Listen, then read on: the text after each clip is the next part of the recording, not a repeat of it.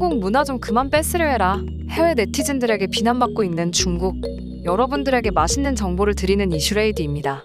최근에는 중국이 한국의 전통 문화인 한복이나 김치를 자신들의 문화라고 주장하는 사례들이 굉장히 많아진 것 같은데요. 이번에는 온돌이 중국의 전통 난방 방식이라고 주장하고 있습니다. 한국의 온돌이 왜 자신들의 문화라고 주장하는 것일까요? 함께 알아보겠습니다. 여러분들은 우리나라의 온돌이 왜 대단한지 알고 계시나요? 온돌의 난방 방식은 과학적인 시선이나 의학적 시선으로 봐도 사람에게 가장 잘 맞는 방식이라고 하는데요. 그 이유는 머리로 올라가 있는 열을 아래쪽으로 끌어내리고 내장과 발을 따뜻하게 하기 때문입니다. 특히 우리나라의 온돌은 과학적이고 실용적이며 지능적이라고 할 수 있는데요. 단순히 불을 피워 공기를 데우는 방식이 아니라 불에서 연기를 없애고 열기만을 획득하는 방식이 서양인들에게는 엄청난 충격으로 다가오고 있습니다. 과거 서양 대부분의 국가에서는 방 안에서 불을 피웠기 때문에 집안에 항상 연기가 가득해서 굉장히 불편했다고 하는데요. 하지만 서양인들은 한국인들이 과거부터 온돌을 사용했었던 사실을 알게 되면 감탄을 금치 못했다고 합니다. 이러한 온돌은 현대에서 보일러로 발전되어 우리의 겨울을 따뜻하게 지켜주고 있죠. 현재 이 온돌의 맛을 본 외국인들이 많아지다 보니 서유럽 신축주택의 온돌 설치율은 50% 이상 차지하고 있으며 미국에서도 온돌의 판매율은 매년 20% 이상 성장하고 있습니다.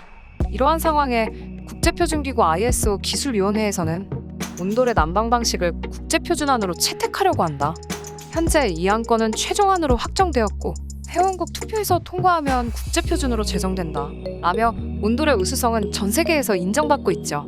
최근 우리나라에서 온돌을 유네스코 문화유산으로 등록하려는 시도를 했는데요. 이 사실을 알게 된 중국의 네티즌들은 온돌이 중국 동북 지역의 농촌에서 사용하던 허캉에서 영향을 받은 생활풍습이라며 분노를 표출했고, 중국의 산시성 비물질 문화유산 보호센터의 관계자는 한국의 온돌은 중국의 북방 지역과 농촌에서 사용하던 허캉의 원리와 똑같다 라며 해당 주장에 전문성을 더했습니다.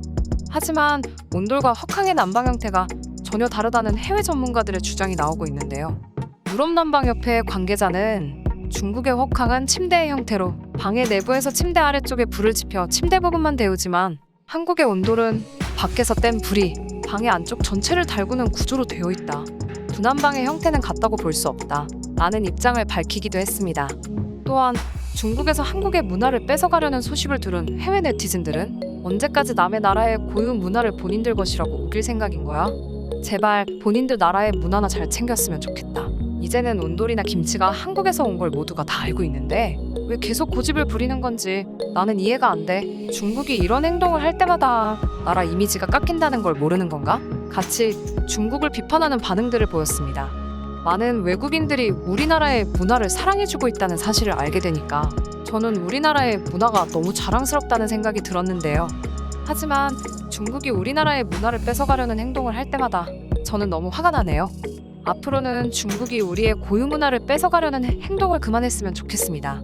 그럼 저는 다음 이 시간에 더욱 놀라운 이슈들을 가지고 오겠습니다. 구독과 좋아요, 알람 설정까지 잊지 않으셨죠? 지금까지 이슈레이디였습니다. 고맙습니다.